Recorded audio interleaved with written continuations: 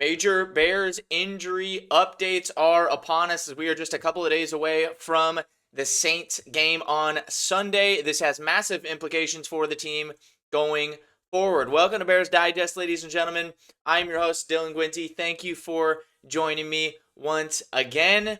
I just wanted to point out before we get into the video, guys, thank you so much for 1,000 subscribers. We just started this channel 2 months ago. We are obviously rapidly growing. We are putting in a lot of effort to this channel, and I just thank you guys for the support. We're obviously going to keep rolling, nothing stopping. We're only getting more in depth as we go along here. So thank you guys so much for the support already. Always appreciated in that way there. As we do discuss that, 91% of watchers are still not subscribed. So join the train, join the movement of all the subscribers coming our way here over the last few weeks.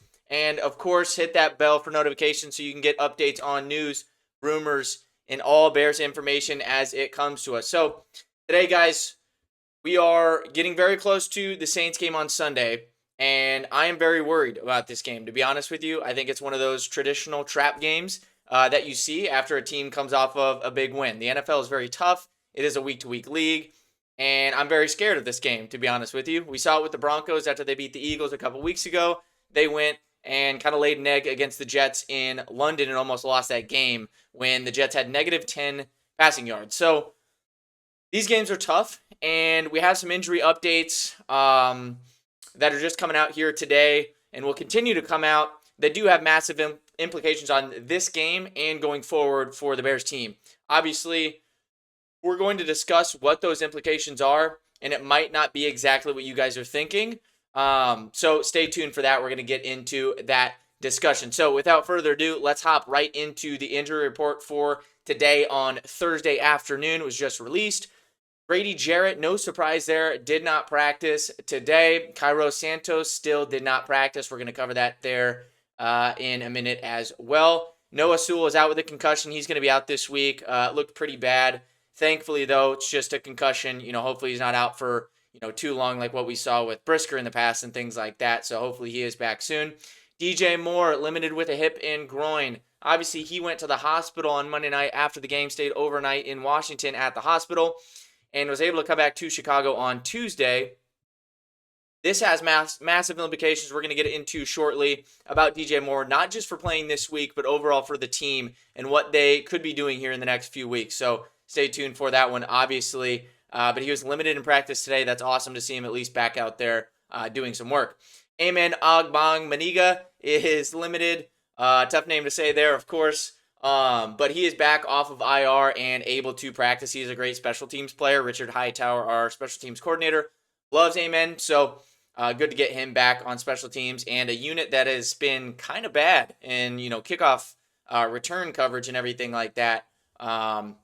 We've been getting up a lot of kickoff returns deep into the 40 and across the 50 even. It's been a little bit rough, so they need to get better at that. So good to have him back. DeAndre Swift popped up on the injury report here today, limited with a groin as well. I think he'll be fine.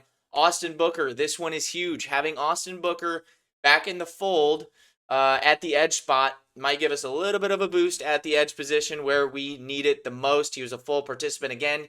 He was a full participant all week last week, so I hope this week he can actually get on the field and make a difference and get some snaps. Travis Homer, he's back for special teams as well. Jonah Jackson back to full today. He is a vested veteran. He can get as much rest as he needs throughout the week. He's been playing good in the offensive line room, of course. So the massive implications that we've been talking about, guys, revolve around DJ Moore. And what I want to talk about is the potential moves that the Bears could make here in the next few weeks before the trade deadline. Obviously, our video yesterday was discussing more targets, more conversations. They're continuing to happen again with the Bears and the possibility of things that they can do. Let me preface this by saying I do not want to move DJ Moore. The effort and everything that he showed on Monday night's game was phenomenal. He was blocking well. He was great after the catch. And he went down with the injury, and he still played. He ended up in the hospital, and he still played as much as he could, and he stayed on the field and did everything he could to help this team win. And that is massive respect.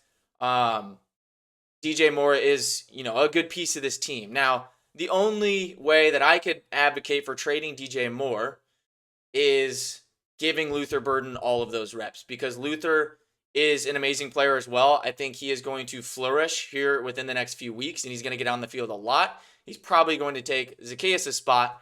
But regardless, that was, really the only positive I think about trading DJ would be to give Luther all those spots and give him that role. Now, with DJ coming back into the fold and not being fully injured, like a bad injury, this gives the Bears the opportunity, if they were thinking about moving him to another team, it gives them the ability to do so. He would pass a physical with the other teams.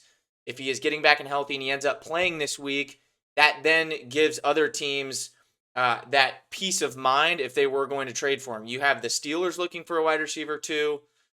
You have the Giants looking for a wide receiver 1 with Malik Neighbors out. You have a couple of other teams that are sniffing around the wide receiver market.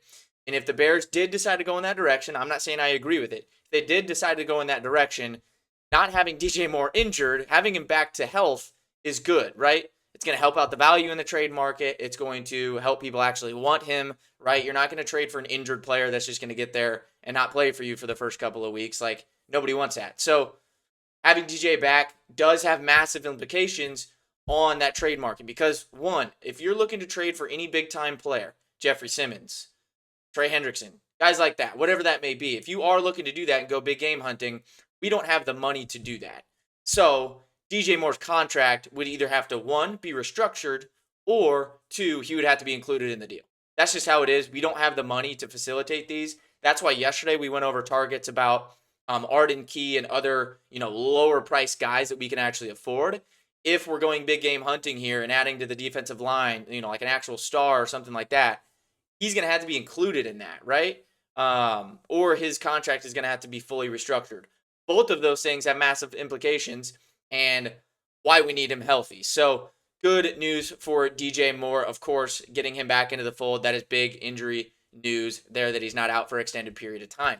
Grady Jarrett, bad news there. It's kind of been a horrible signing since the beginning. He's a good veteran, of course, but he's been injured for a couple weeks now, hasn't practiced at all, and you really don't notice him when he's on the field. We talked the other day about the offensive line. The offensive line, you don't want to hear guys' name, right? Because usually it's a penalty or something they're doing wrong.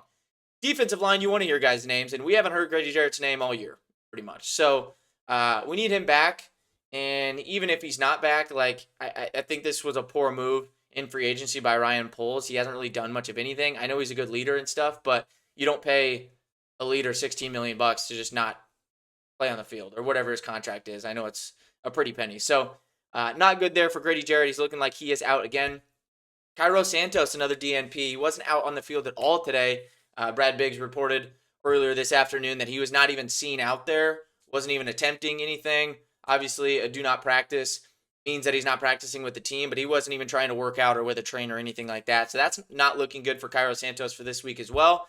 But that means we got the man, the myth, the legend, Jake Moody, making his second appearance. They would have to elevate him off of the practice squad again. So if we do see that elevation from Jake Moody up off the practice squad to the active roster, that means he is starting again on Sunday against the Saints. We might see it an hour and a half before the game, similar to kind of what we saw on Monday night against the Commanders. But obviously he won us that game. Can we keep the trend going with him? I don't know. But I like Jake Moody. I'm a fan. So I wouldn't mind having him back out there once again. But overall, guys, big injury updates. We got a lot going on, of course. And coming up in the Saints game, it's one of those trap games. So we have to be really, really careful about how we're going into this game. We can't take it lightly at all. I know Ben's going to have them prepared, but I hope the players are out there and ready to go. It's coming off of, a short week as well, and that's always tough to do in the NFL as well. So thank you guys for joining once again. Subscribe if you have not subscribed already. We've been moving on the subscriber count, and you guys have been doing an amazing job. So thank you for the support, of course. We're going to be coming at you every single day and everything like that. So thank you guys for joining once again. And as always, bear down.